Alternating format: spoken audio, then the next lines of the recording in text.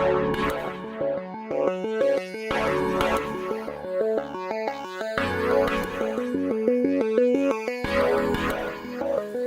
name is Maurice Mason. I'm the Vice President of Corporate Development and Investor Relations for Caledonia Mining. I will go through our disclaimer. You can all read that in our presentation later at your leisure. Caledonia Mining, we are a Zimbabwean gold miner. Our primary asset is a 49% stake in the Blanket Gold Mine, which is about 200 kilometers, about 2 hours drive south of Bulawayo, Zimbabwe's largest city. We own 49% because we are fully compliant with the country's indigenization legislation. I'll talk about that in a little bit more detail later, but local legislation requires indigenous Zimbabweans to own 51% of all industries. Our production last year was just under 43,000 ounces. We're on track to do 50,000 ounces this year. Our cash costs were $630 an ounce, so fairly competitive cash cost on an all-in basis. When you factor in the royalties and additional costs, head office overheads, we come in at about $930 an ounce. And we have an internally funded investment plan to double production. So we'll be doubling to about 80,000 ounces by 2021. That is funded from internal cash flow, and we're on track with that. And with that, we will see a reduction in those all-in sustaining costs from the current levels of about $930 down to somewhere between $700 and $800. We think $750 is a safe bet, mainly from the simple volume benefits or economies of scale that come with increased volume. We have no debt, and we had $10.6 million in the bank at the end of the second quarter, and we pay a dividend. So one of the gold mining companies that pay a fairly healthy dividend. The yield's currently about just above 3%, 3.3. It's dropped quite substantially, but it's dropped because of a rising share price rather than a declining dividend. So we used to be yielding about 4.5 not too long ago, and quite a bit higher than that some time back during a more difficult gold market. Zimbabwe. So as I said, our assets in Zimbabwe, about at least 80-90% of the questions we get from investors, potential investors, people at forums such as this, relate to Zimbabwe, and so we rather deal with that issue head on. To comment generally, we are very comfortable operating in Zimbabwe. We have everything we need to operate a gold mine there. We have electricity, we have water, we manage our own logistics from Johannesburg. The critical stuff we need is cyanide, drill steel, and explosives. Really, that's the main stuff you need to run a gold mine.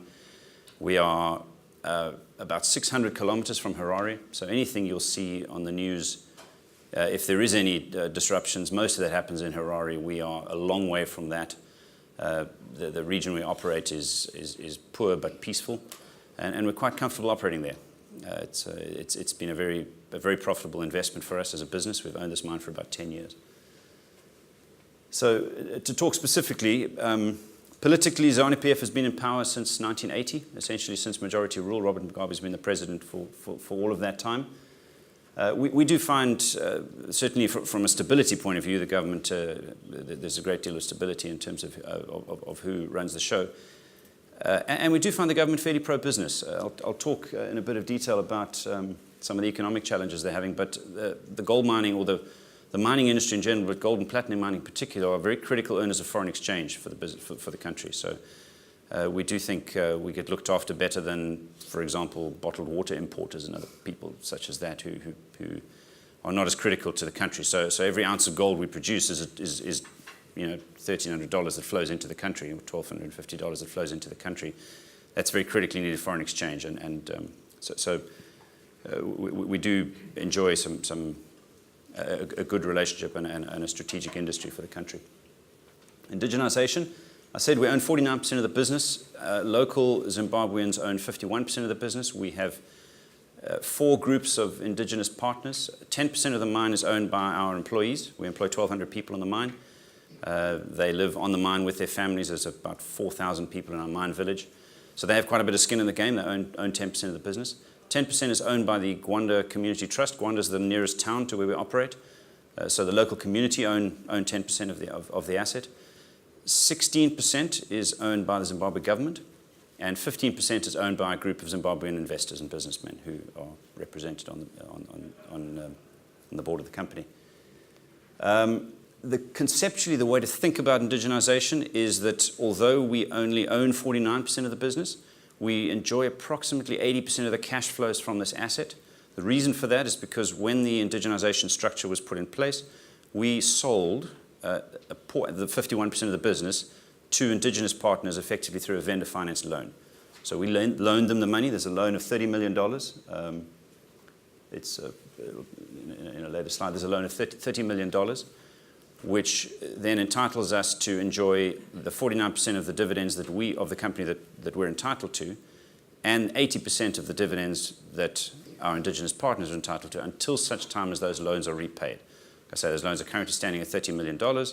We anticipate with the current gold price that situation, those loans will be paid off around about 2021. Obviously, at a higher gold price, they'll pay off quicker, and at a low gold price, they'll pay off slightly slower. So post-2021, we will get 49% of the business of the cash flows, and our indigenous partners will get 51%, and we'll proceed as normal. Also, specifically, this does give us a tremendous amount of goodwill within the country. We are the only mine in Zimbabwe that is compliant with local indigenization rules. None of the other operations comply with this legislation. We also think that puts us at the back of any queue that might come if there was any serious political disruption in the country, which we don't anticipate. But if there was, we believe we'd be better looked after than most because of the goodwill we have with the business. We obviously can't guarantee special treatment, but we think that our indigenization status helps us quite a bit. The economy is in real difficulty. So I don't know how many of you followed the Zimbabwean hyperinflation. I have, I can show it to you later, but I have 100 trillion Zim dollar note. 100 trillion. You can come and see it later. So I'm probably in notional currency, I'm one of the richest men in this room. But that was about a tenner when I got it in 2008. The currency collapsed, I think, early 2009. At one stage, we could pay the entire wage bill of the mine with $5. I mean, it seems funny. It's a tragedy. The workers were thin. The people were starving. The minute they dollarized the economy, you could see the guys fattened up as soon as basically there was a functional currency again. We're gold miners. I'm an engineer, so we don't speculate in the gold price. But for anyone who thinks that monetizing debt to subsidize unsustainable levels of government spending is a good idea, we've lived it. We don't think so. But perhaps we can discuss that over a beer. Infrastructurally, as I mentioned, we have everything we need to run a mine. We have uninterrupted power. When I say uninterrupted, we don't get load shed. We do have power cuts and power spikes as in any grid. We have our own backup generators, but we don't get load shed. We have water. We have there's tarred roads all the way up to our mine, so we're quite comfortable operating in Zimbabwe. And there are exchange controls. They're manageable, but we've been getting money out of the country from our profits from the mine and into the pockets of our shareholders via the dividend every quarter for the last 3 years. So it's working. It's not seamless. Occasionally you have to make phone calls if there's large amounts of currency transactions to be moved. But the exchange controls we found are manageable.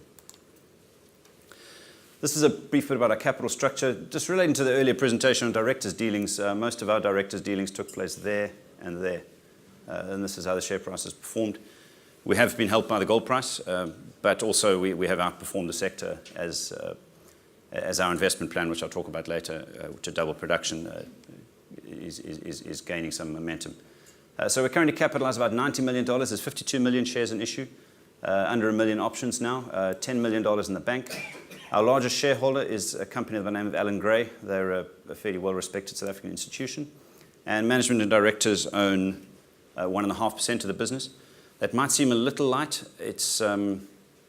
We do have a long-term incentive plan which remunerates executives or the board and management team on share price performance quite strongly. So a very significant portion of my remuneration and my colleagues depends on the share price. It functions exactly as a share scheme, but it is cash settled, so it doesn't dilute our shareholders, but works exactly as a share scheme. We do depend very heavily on the share price, and we have quite a bit of skin in the game.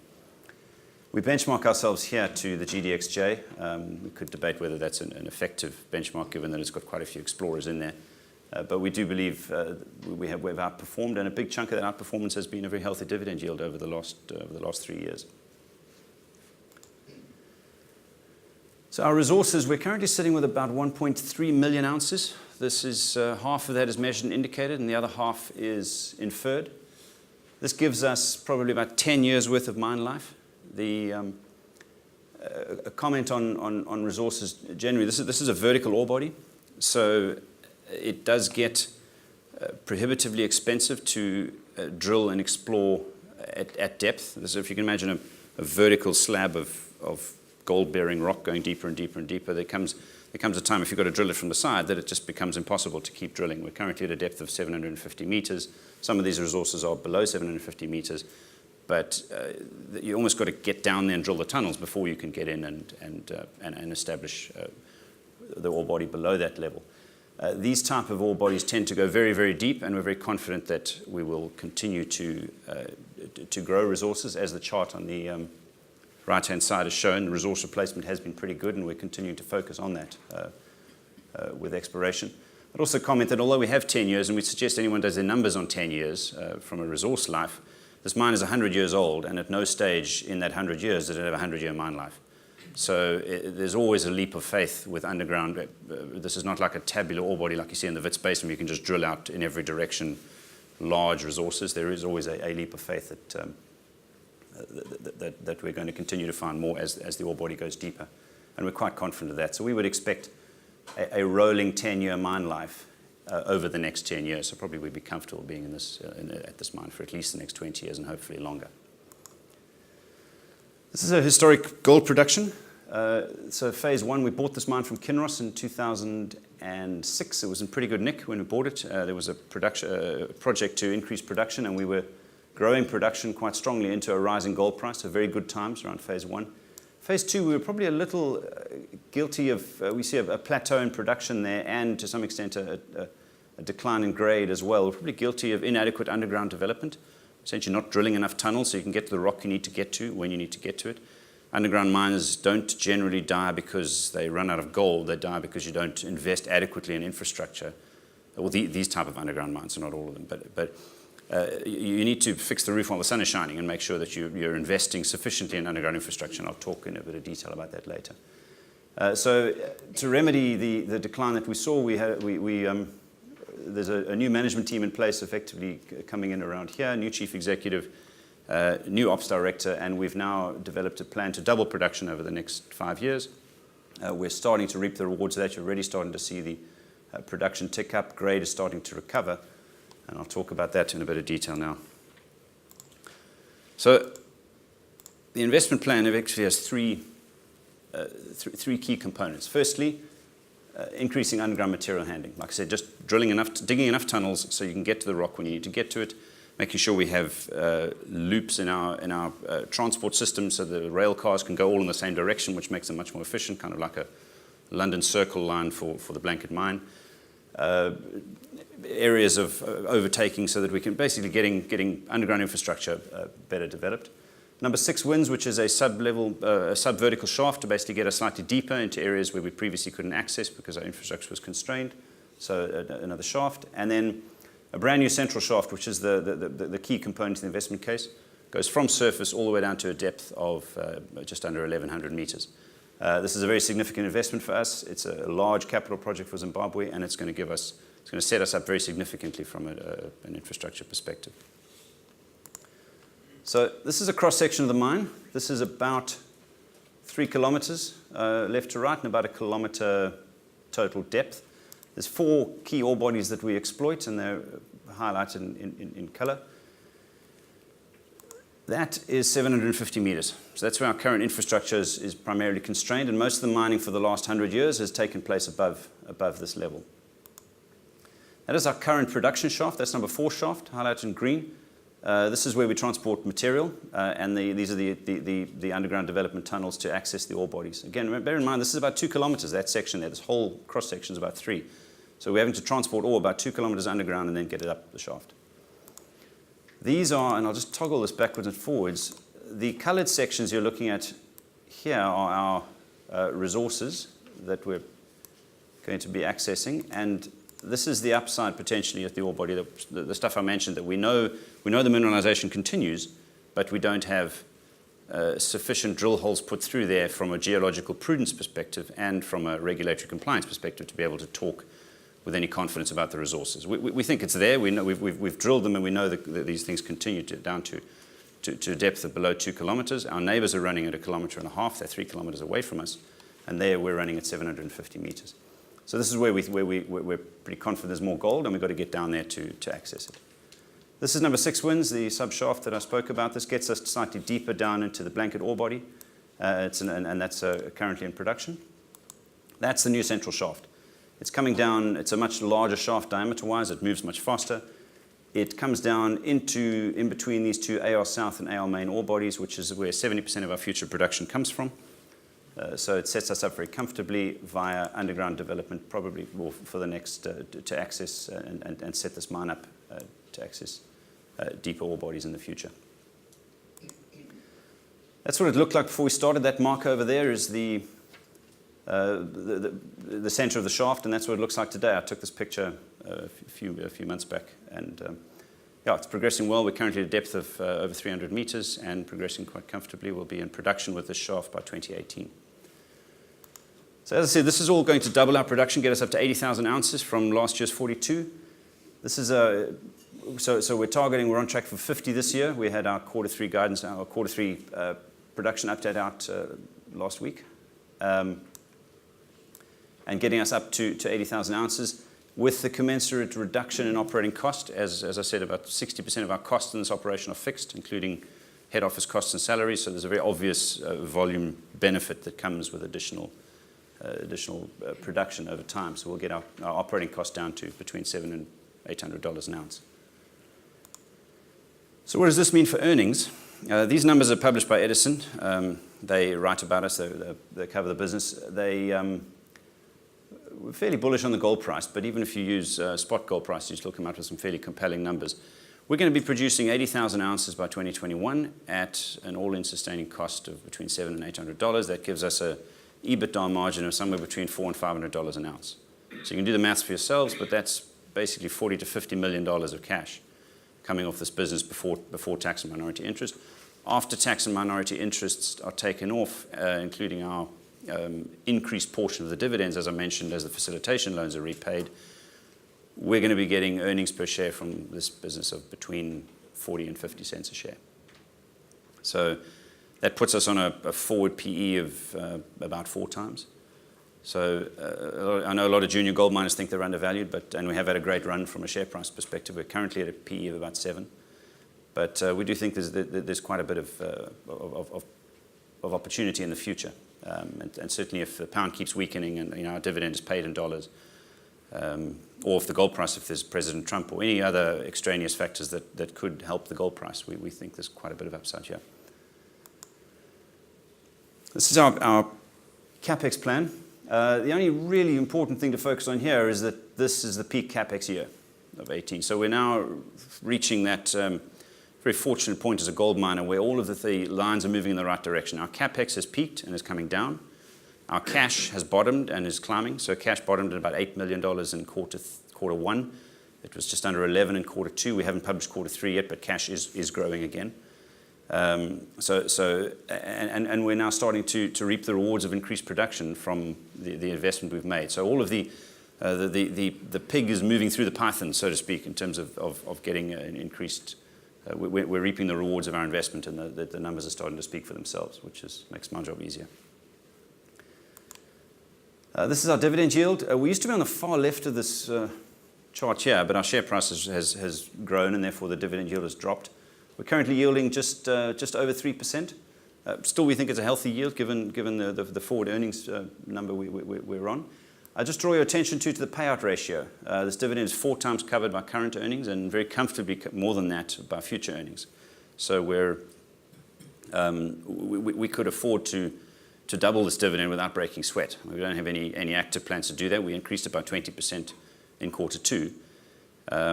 As long as we're bedding down this capital project, we'll continue to be prudent. But the cash generation from this business is very, very strong. We're going to have to figure out what to do with it.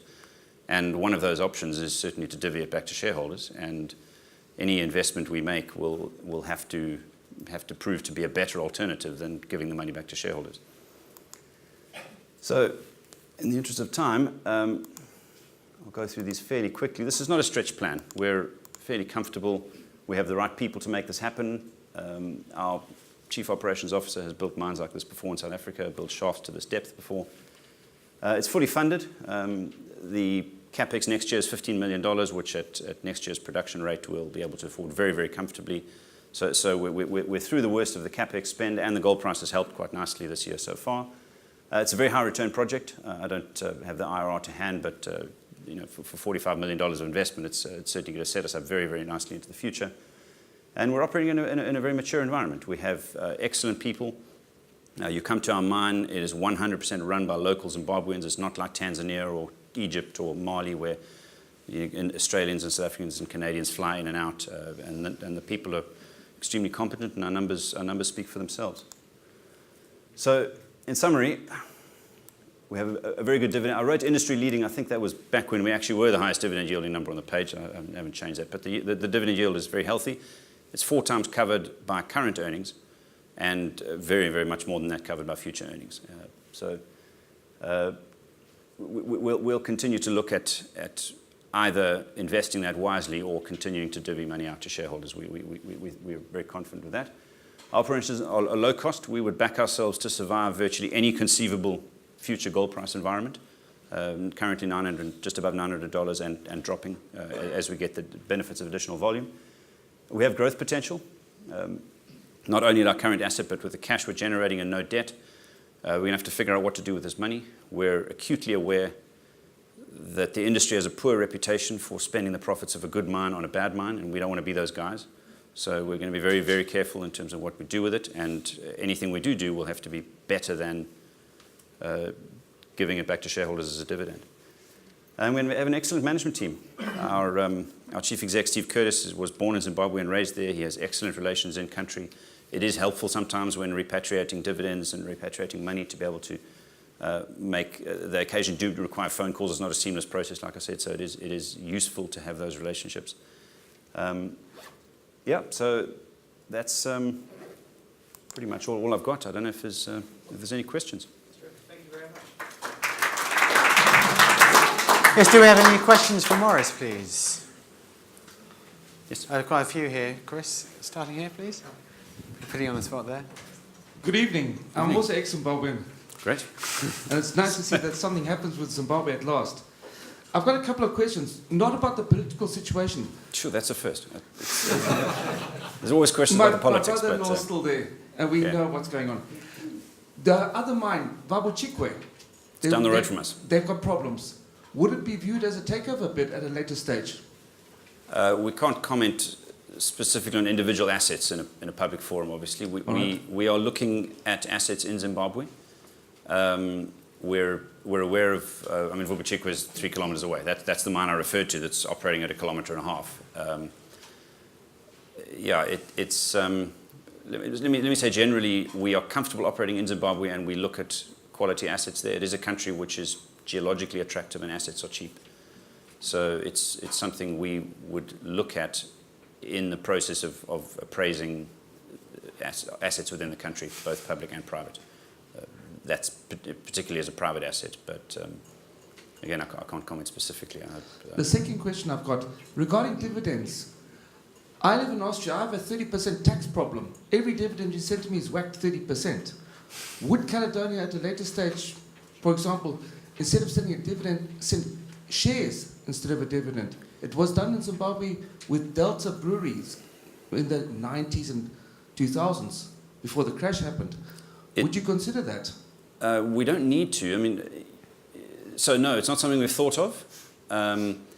We don't need to do it. I have my CFO actually at the back. He can maybe answer the question more specifically. But I don't give tax advice normally. Where do you pay tax? I live in Austria. I'm actually ex-Zimbabwean and I live in Austria. Oh, right. If the dividend flies in, yeah, but at the end of the month, and they take 30% immediately off. Because we've just moved out of Canada. We did that earlier on this year. Yeah. Now I'm on the back end of it. Yeah, so having moved out of Canada, it means you don't suffer Canadian withholding tax on your dividend. Oh, thing. You don't suffer Canadian withholding tax. No. So that tax leakage is gone. if we distribute shares instead of dividends, that's still taxable. We did investigate that some time ago. So you just got to pay tax. Sorry. That's okay. Go. Chris, can I get the other microphone as well there? Other questions, please. Thank you. Yeah, I'm just curious, what are the main risks to doubling your production by 2021 successfully? So we are currently commissioning a new ball mill, which will give us plant capacity, and that's so far going well.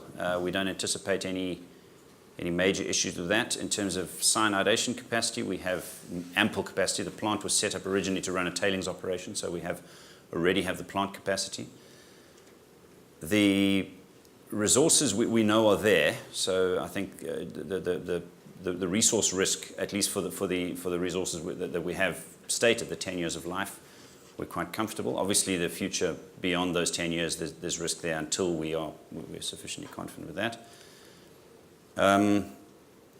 We did have some shaft sinking delays, a little bit, which we're in the process of making up quite comfortably, and we're now progressing ahead of schedule on the daily sink rate, but we had a breakdown. You know, the stuff like on a normal capital project, you're always going to have schedule challenges. It's kind of, a wise man would say to you, mining's a bit like farming. You know, it either rains too much or it rains too little. It's kind of never exactly right. No, I think now that we've got the additional underground infrastructure in place, which means you have grade flexibility. You know, with mining, you're never exactly certain what grade you're going to get until you actually take the gold out and get it through the plant. I think we've mitigated that risk quite nicely. So no, we're quite comfortable. I think if there was some disaster in the shaft sinking, obviously that would be a problem. But we haven't seen anything like that, and we don't anticipate any challenges. Question at the back of the room. The 51% shares will be free of loan by 2020, as you said. 21. 21. Yeah. Will that make any difference to the operation of the company? No, is the short answer. No, we have a management contract to run the mine, so and no, it'll make no difference from a. So just for clarification, they have 51% is not owned by you, it's through the indigenous partners, but the management decisions about what the company does, that's yours and your management Yes, team. it is. Yep. There's part of the indigenisation structure, which was approved by the Reserve Bank and the Ministry of Indigenisation, was a management contract to Caledonia Mining to run the operation. Okay. We don't anticipate that changing. You know, we have very good relations with our partners and with the local community, and to be candid, it's a great mine, but it does require, we believe, the expertise that we bring. So I think it works for everyone. Question at the front here, Chris. Thank you, Maurice, for a most interesting presentation. Thanks. The red line on your chart earlier was at 750 metres. Yes. You're presently approximately halfway down with the new shaft that you're sinking, and you're clearly confident about the level of mineable gold beneath that figure, beneath your 750 metre line. You've got you had a great. Sorry. You've got you had a vast amount of area shaded in gold. Yes. That depth. How can you be so, dare I say, confident about whether there's gold there? volume? Yeah. A few reasons. One, our neighbours are at 1.5 kilometres and still going, and we are at 750. So That's not the mine that's just gone bankrupt. no. The one. No, there was one that you said was close by. Yeah, that's the one you mentioned. No, it hasn't gone Yeah. bankrupt. Oh, I see. No. Okay. It's a private business. We don't know their see. financial details. So to answer your question, we have put drill holes down into this ore body. So there's a distinction between mineralization, which is the geological anomalies that occur that are associated with gold, that the geologists can see that the same rock type continues, and having stuck enough holes in the thing to have drilled it out to the level of confidence that you can be certain that you put a hole there and a hole there, and you can infer in between that, as the name would suggest, inferred resources, that there's gold there. So we haven't put enough holes in to have a resource, but we have put enough holes in to know that it keeps going.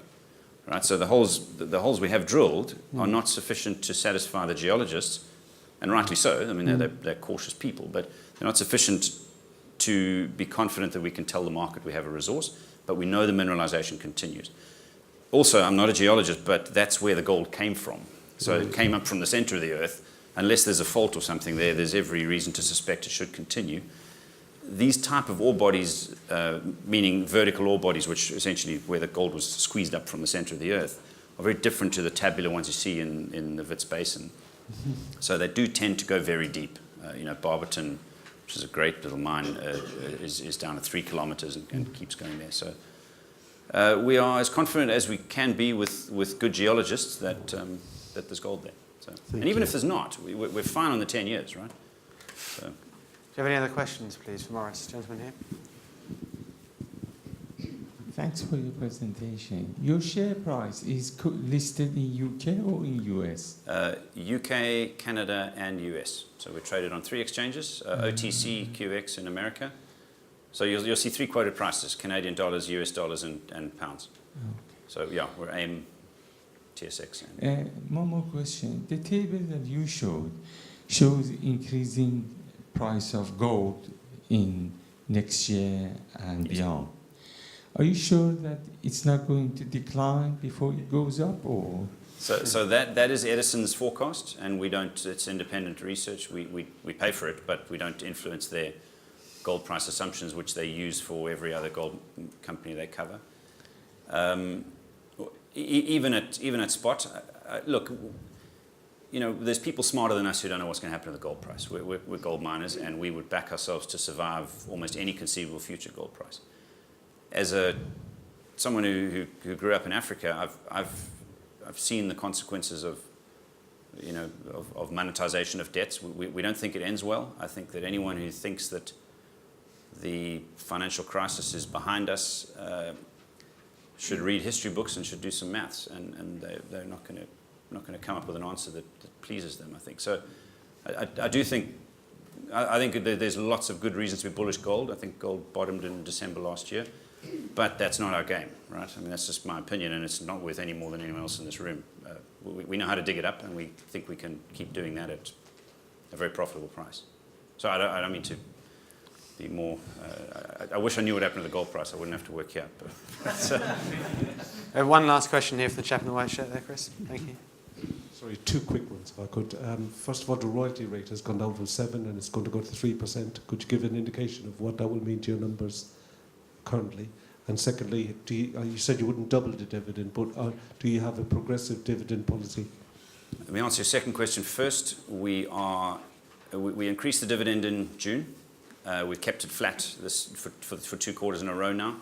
We have the money to increase it, and we'll look at the most appropriate way to distribute or for shareholders to share in the returns that the company is generating. So our policy is we don't have a dividend policy that says it will grow at all, but we have the money to pay a higher dividend, and we think about that as a prudent strategy to say from looking at investment.